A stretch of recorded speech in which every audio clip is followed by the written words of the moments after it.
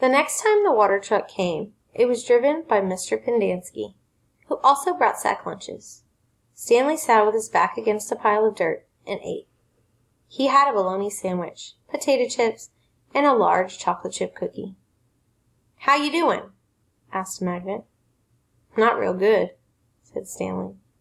"Well, the first hole's the hardest," Magnet said. Stanley took a long, deep breath. He couldn't afford to dawdle. He was way behind the others, and the sun just kept getting hotter.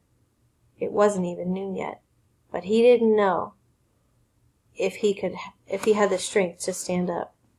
He thought about quitting. He wondered what they would do to him. What could they do to him? His clothes were soaked with sweat. In school he had learned that sweating was good for you. It was nature's way of keeping you cool. So why was he so hot? Using his shovel for support, he managed to get to his feet. "Where are we supposed to go to the bathroom?" he asked Magnet.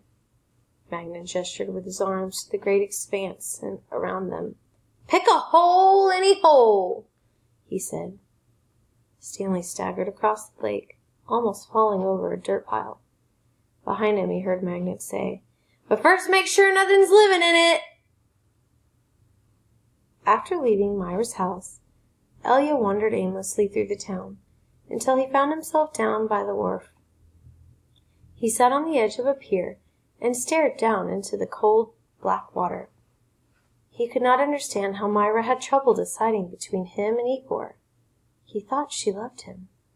Even if she didn't love him, couldn't she see what a foul person Igor was? It was like Madame Zeroni had said. Her head was as empty as a flower pot. Some men were gathering on another dock, and he went to see what was going on. A sign read, "Deckhands wanted, free passage to America." He had no sailing experience, but the ship's captain signed him aboard. The captain could see that Elia was a man of great strength. Not everybody could carry a full-grown pig up the side of a mountain. It wasn't until the ship had cleared the harbor and was heading out across the Atlantic that he suddenly remembered his promise to carry Madame Zeroni up the mountain. He felt terrible. He wasn't afraid of the curse. He thought that was a lot of nonsense. He felt bad because he knew Madame Zeroni had wanted to drink from the stream before she died. Zero was the smallest kid in Group D, but he was the first one to finish digging. "You're finished?" Stanley asked enviously. Zero said nothing. Stanley walked to Zero's hole and watched him measure it with his shovel. The top of his hole was a perfect circle, and the sides were smooth and steep. Not one dirt clod more than necessary had been removed from the earth. Zero pulled himself up to the surface. He didn't even smile. He looked down at his perfectly dug hole, spat in it, then turned and headed back to the camp compound. "Zero's one weird dude," said Zigzag. Stanley would have laughed, but he didn't have the strength. Zigzag had to be the weirdest dude Stanley had ever seen.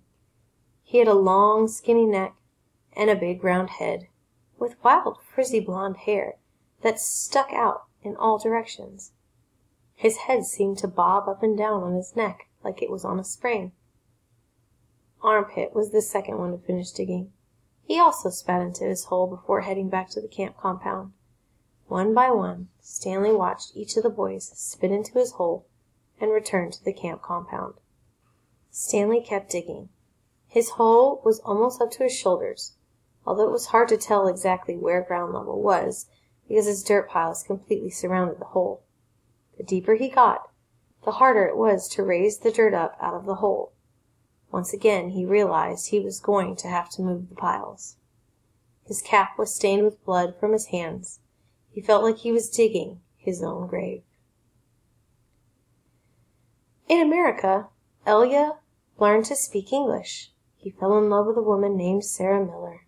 She could push a plow, milk a goat, and most important, think for herself. She and Elia often stayed up half the night talking and laughing together.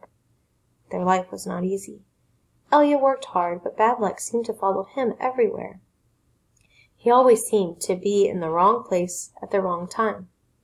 He remembered Madame Zeroni telling him that she had a son in America. Elia was forever looking for him. He'd walk up to complete strangers and ask if they knew someone named Zeroni, or had ever heard of anyone named Zeroni. No one did. Elia wasn't sure what he'd do if he ever found Madame Zeroni's son anyway. Carrying him up a mountain and sing the pig lullaby to him? After his barn was struck by lightning for the third time, he told Sarah about this broken promise to Madame Zeroni. "I'm worse than a pig thief," he said. "You should leave me and find someone who isn't cursed." "I'm not leaving you," said Sarah, "but I want you to do one thing for me." "Anything," said Elia. Sarah smiled. "Sing me the pig lullaby." He sang it for her. Her eyes sparkled. "That's so pretty. What does it mean?" Elia tried his best to translate it from Latvian into English, but it wasn't the same. "It rhymes in Latvian," he told her. "I could tell," said Sarah. A year later their child was born. Sarah named him Stanley, because she noticed that Stanley was Yelnats spelled backwards. Sarah changed the words of the pig lullaby so that they rhymed, and every night she sang it to little Stanley. If only the woodpecker's sighs, the bark on the trees was as soft as the skies, while the wolf waits below, hungry and lonely, crying to the moo, moo, moon. If only, if only. Stanley's hole was as deep as his shovel, but not quite wide enough on the bottom. He grimaced as he sliced off a chunk of dirt and raised it up and flung it onto a pile. He laid his shovel back down on the bottom of his hole. To his surprise, it fit. He rotated it, and only had to chip off a few chunks of dirt, here and there, before it could lie flat across his hole in every direction. He heard the water truck approaching and felt a strange sense of pride at being able to show Mr. Sir or Mr. Pendanski that he had dug his first hole. He put his hands on the rim and tried to pull himself up. He couldn't do it. His arms were too weak to lift his heavy body. He used his legs to help, but he just didn't have any strength. He was trapped in his hole. It was almost funny, but he wasn't in the mood to laugh. "Stanley!" he heard Mr. Pendanski call. Using his shovel, he dug 2 footholds in the whole wall. He climbed out to see Mr. Pendanski walking over to him. "I was afraid you'd fainted," Mr. Pendanski said. "You wouldn't have been the first." "I'm finished," Stanley said, putting his blood-spotted cap back on his head. "All right," said Mr. Pendanski, raising his hand for a high five, but Stanley ignored it. He didn't have the strength. Mr. Pendanski lowered his hand and looked down at Stanley's hole. "Well done," he said. "You want to ride back?" Stanley shook his head. "I'll walk." Mr. Pendanski climbed back into the truck without filling Stanley's canteen. Stanley waited for him to drive away, then took another look at his hole. He knew it was nothing to be proud of, but he felt proud nonetheless. He sucked up his last bit of saliva and spat.